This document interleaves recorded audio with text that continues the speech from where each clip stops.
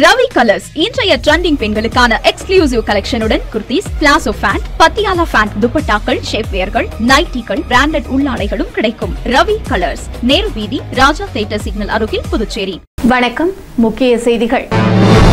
புதுச்சேரியில் வாக்காளர் பட்டியல் சிறப்பு தீவிர திருத்த பணிகள் 4ஆம் தேதி துவக்கம். அவசரகதியில் தேர்தல் ஆணையம் செயல்படுவதாக அரசியல் கட்சிகள் குற்றச்சாட்டு. அரசு துறை தினக்கூலி ஊழியர்களுக்கு ஊதிய உயர்வு. புதுச்சேரி அரசின் நிதித்துறை சார்பு செயலர் உத்தரவு. காத்திருப்பு பட்டியலில் உள்ள ஆதிதிராவிடர் நலத்துறை அதிகாரி துறை ஒதுக்கீடு செய்ய பொதுமக்கள், சமூக ஆர்வலர்கள் கோரிக்கை. கல்லறை திருநாள். மறைந்த முன்னோர்கள் உறவினர்களின் கல்லறைகளை தூய்மைப்படுத்தும் பணிகள் தீவிரம். நம்ம பாண்டிச்சேரிக்கு ரிலையன்ஸ் ஃபேஷன் வேர்ல்ட் வந்தாச்சு. குவாலிட்டியான பிராண்டட் ஆடைகள் கம்மியான விலையில. எங்க தெரியுமா? அண்ணா சாலை ரத்னா தியேட்டர் பக்கத்துல இருக்க நம்ம ரிலையன்ஸ் ஃபேஷன் வேர்ல்ட் தான். இங்க கலெக்ஷன்ஸ் எல்லாமே ட்ரெண்டுக்கு ஏத்த மாதிரி இருக்கு. இப்போ தீபாவளி மற்றும் ஓபனிங் ஆஃபரா 1999 ரூபாய்க்கு மேல பர்ச்சேஸ் பண்ற அனைவருக்கும் Cello brand dinner set, John Players duffel bag மற்றும் அமெரிக்கன் டூரிஸ்டர் ட்ராலி பேக் போன்ற பரிசுகளும் இருக்கு. Reliance fashion world, number 460, Anna Salai Ratna theatre அருகில், புதுச்சேரி. இனி விரிவான செய்திகள். புதுச்சேரியில் 2026 பிப்ரவரி 7ஆம் தேதி இறுதி வாக்காளர் பட்டியல் வெளியிடப்படும் என்று தேர்தல் துறை தெரிவித்துள்ளது. தமிழ்நாடு, கேரளா, புதுச்சேரி உட்பட 12 மாநிலங்களில் வாக்காளர் பட்டியல் சிறப்பு தீவிர திருத்தம் நடைபெறும் என்று தலைமை தேர்தல் ஆணையம் அறிவித்துள்ளது. சிறப்பு தீவிர திருத்தப் பணி வருகிற 4ஆம் தேதி முதல் புதுச்சேரியில் தொடங்கப்பட உள்ளது. இதுகுறித்து புதுச்சேரி மாவட்ட தேர்தல் அதிகாரி வெளியிட்டுள்ள செய்திக்குறிப்பில், இந்திய தேர்தல் ஆணையம் துல்லியமாகவும் பிழையில்லா வாக்காளர் பட்டியல் தயாரிக்கும் நோக்கில் புதுச்சேரி யூனியன் பிரதேசம் உட்பட 12 மாநிலங்கள் மற்றும் யூனியன் பிரதேசங்களின் வாக்காளர் பட்டியல்களில் சிறப்பு தீவிர திருத்தம் செய்யும் பணிகளை மேற்கொள்ள உத்தரவிட்டுள்ளதாக தெரிவிக்கப்பட்டுள்ளது. புதுச்சேரியில் 24 ஆண்டுகளுக்கு பிறகு திருத்தப் பணிகள் தற்போது மேற்கொள்ளப்பட உள்ளதாகவும், திருத்தத்திற்கு முந்தைய செயல்பாடுகள் வருகிற 3ஆம் தேதி வரை மேற்கொள்ளப்படும் என்றும் தெரிவிக்கப்பட்டுள்ளது. தனித்தனி கணக்கெடுப்பு படிவங்கள் அச்சிடுதல் மற்றும் பூத் நிலை அலுவலர்கள், தேர்தல் பதிவு அலுவலர்கள், உதவி தேர்தல் பதிவு அலுவலர்கள் ஆகியோருக்கான பயிற்சிகள் நடைபெறும் என்றும், நவம்பர் 4ஆம் தேதி முதல் டிசம்பர் 4ஆம் தேதி வரை பூத் நிலை அலுவலர்கள் வீடு வீடாக சென்று கணக்கெடுப்பு படிவங்களை வாக்காளர் பட்டியலில் இடம்பெற்றுள்ள வாக்காளர்களுக்கு வழங்கி பூர்த்தி செய்யப்பட்ட படிவங்களை திரும்ப பெறுவார்கள் என்றும் தெரிவிக்கப்பட்டுள்ளது. ஒவ்வொரு வீடும் குறைந்தபட்சம் 3 முறை பார்வையிடப்படும் என்றும், முன்பே நிரப்பப்பட்ட படிவங்களை வாக்காளர்கள் ஆன்லைனில் பதிவிறக்கம் செய்து பின்னர் பூர்த்தி செய்த படிவங்களை ஆன்லைன் மூலமாகவே பதிவேற்றம் செய்யவும் வசதிகள் செய்யப்பட்டுள்ளன. வரைவு வாக்காளர் பட்டியல் வெளியீடு டிசம்பர் 9ஆம் தேதி வெளியிடப்படும் என்றும், உரிமை கோரல்கள் மற்றும் மறுப்புரைகள் டிசம்பர் 9ஆம் தேதி முதல் 2026 ஜனவரி 8ஆம் தேதி வரை பெறப்படும் என்றும் தெரிவிக்கப்பட்டுள்ளது. இந்த பரிந்துரைகள் ஜனவரி 31ஆம் தேதி வரை விசாரணை சரிபார்ப்பு செய்யப்படும் என்றும், இறுதி வாக்காளர் பட்டியல் 2026 பிப்ரவரி 7ஆம் தேதி வெளியிடப்படும் என்றும் தெரிவிக்கப்பட்டுள்ளது.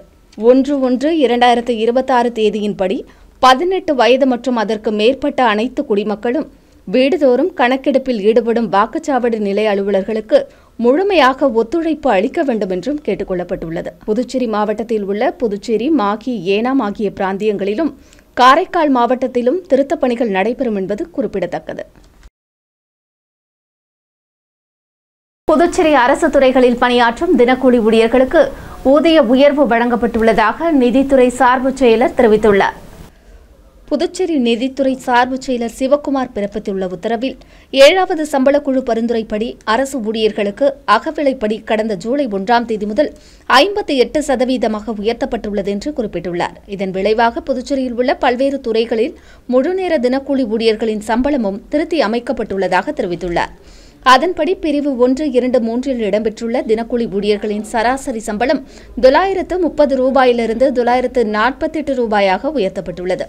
பிரிவு 4இல் இடம்பெற்றுள்ளவர்களின் சம்பளம் 1028 1048ஆகவும், பிரிவு 5இல் இடம்பெற்றுள்ளவர்களின் சம்பளம் 1318 ரூபாயிலிருந்து 1343ஆகவும், பிரிவு 5இல் டேட்டா ஆபரேட்டருக்கு 1509 1538ஆகவும் ஊதியம் உயர்த்தப்பட்டுள்ளது. பல்வேறு துறைகளில் பணியாற்றும் பகுதி நேர ஊழியர்களின் மாத சம்பளம் 13,950 14,220 உயர்த்தப்பட்டுள்ளதாக தெரிவிக்கப்பட்டுள்ளது. ஆதிதிராவிடர் இயக்குநராக சிறப்பாக பணியாற்றிய அதிகாரி இளங்கோவனை காத்திருப்பு பட்டியலில் வைத்திருப்பது கண்டனத்திற்குரியது என்றும் உடனடியாக துறை ஒதுக்கீடு செய்து அவருக்கு பொறுப்பு வழங்கிட வேண்டும் என்று சமூக ஆர்வலர்கள் கோரிக்கை விடுத்துள்ளனர். புதுச்சேரி அரசு ஆதிதிராவிடர் மற்றும் பழங்குடியினர் நலத்துறை இயக்குநராக இளங்கோவன் கடந்த 2 ஆண்டுகளுக்கு முன்பு பதவியேற்றார்.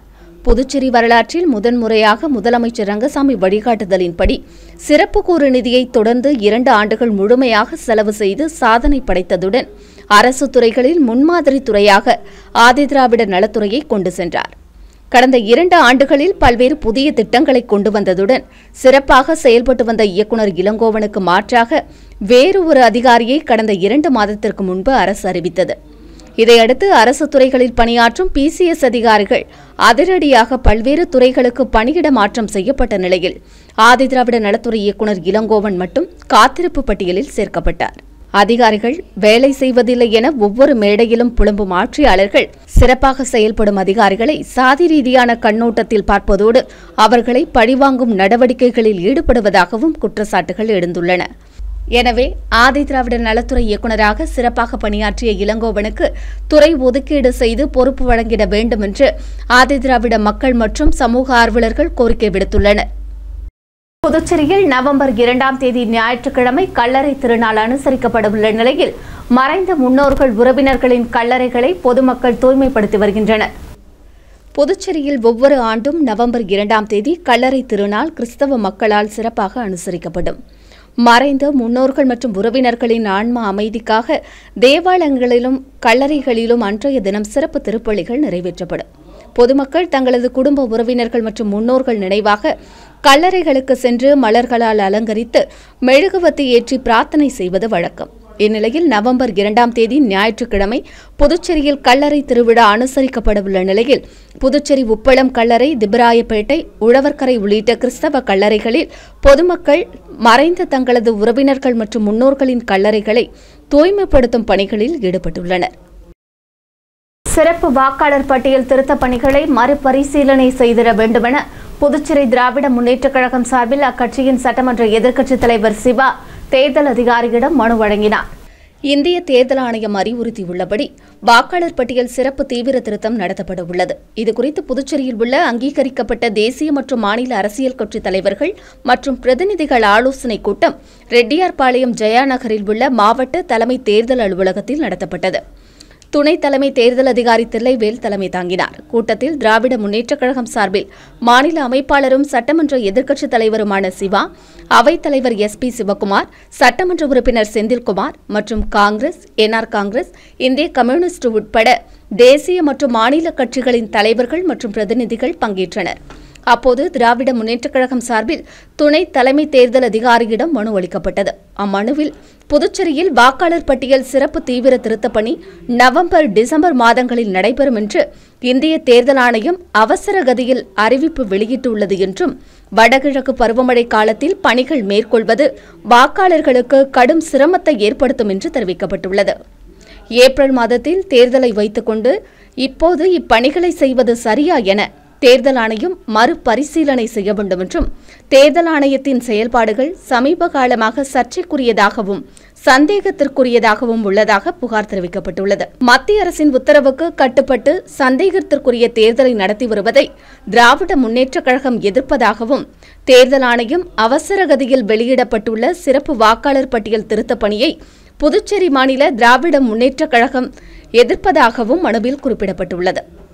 திராவிட முன்னேற்ற கழகம் போன்ற ஒரு சில கட்சிகள் மட்டுமே புதுச்சேரியில் BLA கொடுத்துருக்காங்க. BLAவும் BLOவும் மட்டுமே இந்த வேலைகளை நிறைந்து செய்யக்கூடிய ஒரு சூழ்நிலையில் புதுச்சேரியை பொறுத்த வரைக்கும் தேர்தல் துறை இதில் கவனம் செலுத்தாதால BLAவே பல கட்சிகளுக்கு கிடையாது.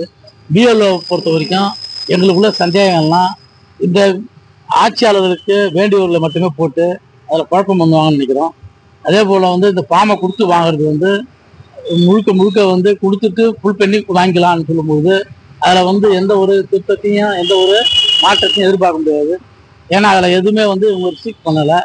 அதில் பண்ணியிருந்தா கூட நம்ம பார்த்து தெரிஞ்சுக்கலாம், இந்த காரணத்தால் இந்த பேரை எடுத்துட்டாங்க, அந்த பேர் சேர்க்கலன்னு. அதுமாரி எதுவும் இல்லை.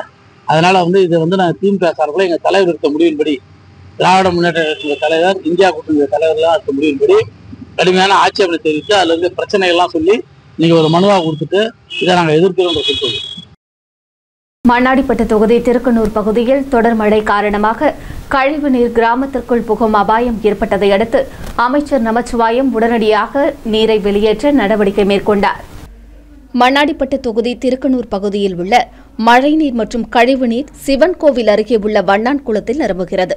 அந்த கழிவுநீரை புதுச்சேரி அரசு பொதுப்பணித்துறை மூலம் கழிவு நீர் உந்தும் நிலையம் அமைத்து திருக்கனூர் ஏரியில் வெளியேற்றி வருகின்றனர். தற்போது பெய்து வரும் தொடர் மழையால் குளம் நிரம்பி கழிவுநீர் கிராமத்திற்குள் புகும் அபாயம் ஏற்பட்டுள்ளது.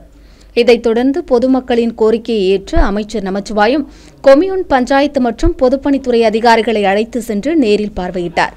பின்னர் அதிகாரிகளிடம் கூடுதல் பம்பு செட் மூலம் தண்ணீரை வெளியேற்ற வேண்டும் என அமைச்சர் நமச்சிவாயம் உத்தரவிட்டார். அதன் பேரில் கூடுதல் பம்பு செட் பொருத்தி தண்ணீரை வெளியேற்றும் பணிகள் நடைபெற்று வருகின்றன. சட்டமன்ற தேர்தல் வர 5 மாதங்களே உள்ள நிலையில் அவசர கதியில் வாக்காளர் திருத்தப் பணி உள்நோக்கத்தோடு தொடங்கப்பட்டுள்ளதாக புதுச்சேரி மகிழா காங்கிரஸ் குற்றம் சாட்டியுள்ளது.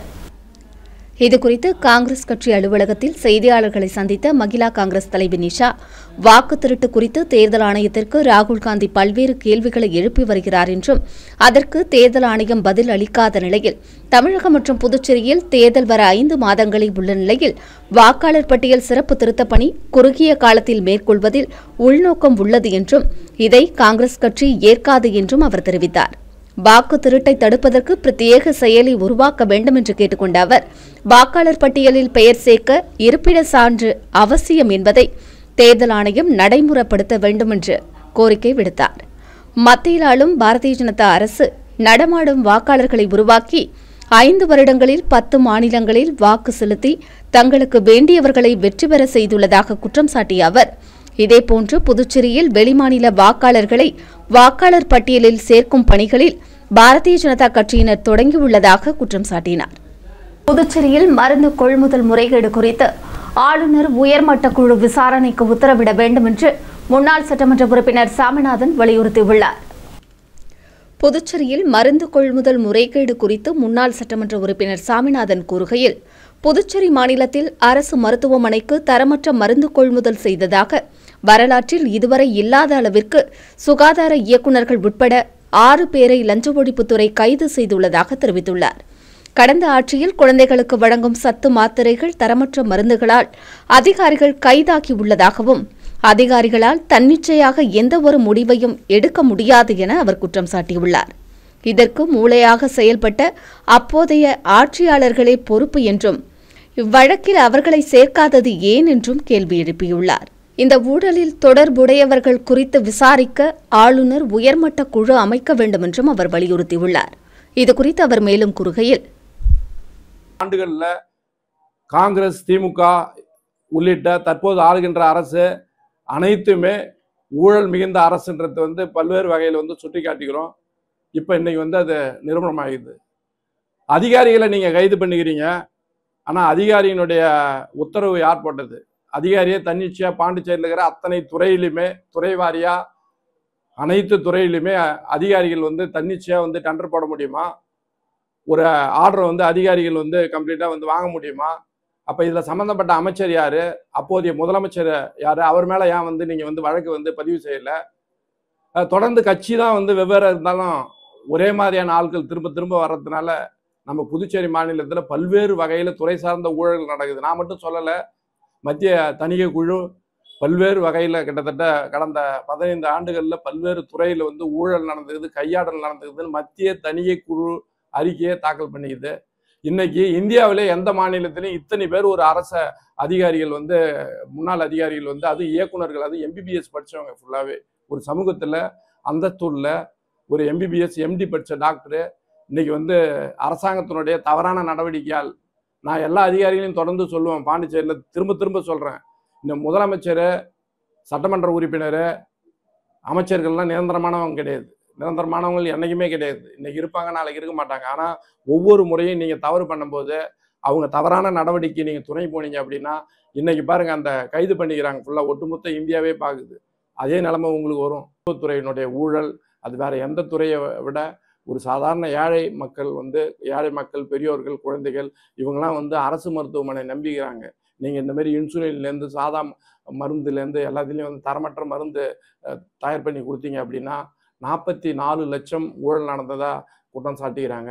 ஒரு 2.5 கோடிக்கே 44 லட்சம் ஊழல் அப்படின்னா பாண்டிச்சேரியில் கிட்டத்தட்ட எத்தனை ஆயிரம் கோடி மக்களுடைய வரி பணத்தை நீங்கள் விரயம் பண்ணியிருப்பீங்க. ஒரு மருந்தில் வந்து ஊழல் பண்ணுறீங்க, தரமற்ற மருந்து கொடுத்துறீங்க அப்படின்னா உங்களை நம்பி லட்சக்கணக்கான மக்கள் அரசு மருத்துவமனையை நம்பி டாக்டரை நம்பி இருக்கிறாங்க அப்படின்னா அவங்கெல்லாம் கடவுள் மாதிரி நினைக்கிறாங்க. ஆனால் இந்த அரசாங்கத்தினுடைய தவறான நடவடிக்கையால் இன்னைக்கு ஒரு மருந்து கூட வந்து நம்பிக்கைத்தன்மை இழந்து போகுதுன்னா இந்த அரசாங்கம் ஆண்ட அரசாங்கம், ஆளுகின்ற அரசாங்கம் மக்கள் விரோத அரசாங்கமாக நாங்கள் வன்மையாக கண்டிக்கிறோம். மண்புழு உரத்தொட்டிகள் மானிய விலையில் அமைப்பதற்கான விவசாயிகள் தேர்வு பட்டியலில் ஆட்சேபனை இருந்தால் நவம்பர் 6ஆம் தேதிக்குள் எழுத்துப்பூர்வமாக தெரிவிக்க வேண்டும் என்று வேளாண் இயக்குநர் அறிவுறுத்தியுள்ளார். இதுகுறித்து இணை வேளாண் இயக்குநர் சண்முகவேலு விடுத்துள்ள செய்திக்குறிப்பில், புதுச்சேரி பிராந்திய தோட்டக்கலை விவசாயிகளுக்கு இயற்கை வேளாண் திட்டத்தின் மூலம் மானிய விலையில் மண்புழு உரம் தொட்டி மற்றும் மண்புழு உரப்படுகை அமைப்பதற்கு விவசாயிகள் தேர்வு செய்யப்பட்டுள்ளதாக தெரிவித்துள்ளார். இந்த பெயர் பட்டியல் சமுதாய தணிக்கைக்காக உழவர் உதவியகங்களின் அறிவிப்பு பலகைகளில் ஒட்டப்பட்டுள்ளதாகவும் வேளாண் மற்றும் விவசாயிகள் நலத்துறை இணையதளத்திலும் வெளியிடப்பட்டுள்ளதாக அவர் தெரிவித்துள்ளார். மேலும் பட்டியலில் ஆட்சேபனை இருப்பின் வரும் 6ஆம் தேதிக்குள் புதுச்சேரி தாவரவியல் பூங்காவில் உள்ள கூடுதல் வேளாண் இயக்குநர் அலுவலகத்தில் எழுத்துப்பூர்வமாக தெரிவிக்க வேண்டும் என்றும் அறிவுறுத்தியுள்ளார். லாஸ்பேட்டை மேல்நிலை நீர்த்தேக்க தொட்டியில் பராமரிப்பு பணிகள் நடைபெறவுள்ளதால் 30ஆம் தேதி வியாழக்கிழமை 2 மணி நேரம் குடிநீர் விநியோகம் தடைப்படும் என்று அறிவிக்கப்பட்டுள்ளது. புதுச்சேரி பொதுப்பணித்துறை சுகாதார கோட்ட செயற்பொறியாளர் வெளியிட்டுள்ள செய்திக்குறிப்பில், புதுச்சேரி லாஸ்பேட்டை பகுதி குறிஞ்சி நகரில் உள்ள மேல்நிலை நீர்த்தேக்க தொட்டியில் பராமரிப்பு பணிகள் நடைபெறவுள்ளதால் 30ஆம் தேதி வியாழக்கிழமை பிற்பகல் 12 மணி முதல் 2 மணி வரை குறிஞ்சி நகர் மற்றும் அதை சுற்றியுள்ள பகுதிகளில் குடிநீர் விநியோகம் தடைப்படும் என்று தெரிவிக்கப்பட்டுள்ளது. அடுத்து வருவது புதுவையின் இன்றைய தங்கம் மற்றும் வெள்ளி விலை நிலவரம். இன்றைய தங்கம் வெள்ளி விலை விவரம். புதுவையில் இன்றைய தங்கம் வெள்ளி விலை விவரம் வழங்குபவர்கள் முத்து கோல்ட் ஹவுஸ், பாண்டிச்சேரி. தங்கம் 1 கிராம் 11,145 ரூபாய். இன்றைய தங்கம் வெள்ளி விலை விவரம். வெள்ளி 10 கிராம் 1,630 ரூபாய். இத்துடன் ஏஎம்என் செய்திகள் நிறைவடைந்தன. வணக்கம். புதுச்சேரி உங்கள் ஏஎம்என் டிவி செய்திகளை யூடியூபில் உடனுக்குடன் காண ஏஎம்என் டிவி பாண்டிச்சேரி சேனலை சப்ஸ்கிரைப் செய்யுங்கள். பெல் பட்டனை மறக்காமல் கிளிக் செய்யுங்கள்.